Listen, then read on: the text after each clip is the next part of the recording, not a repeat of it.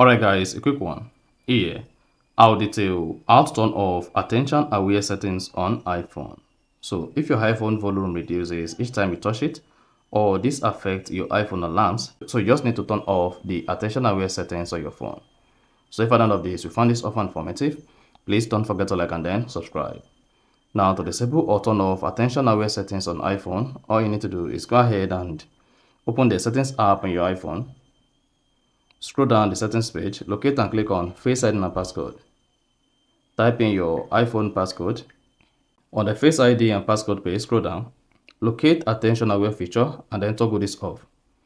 iPhone will check for attention before dimming the display, expanding notification when logged, or lowering the volume on some alerts. So once this is toggled gray from here, then you're good to go. So that's all you need to do to turn off attention aware settings on iPhone. So if you found this offer informative, please don't forget to like and then subscribe.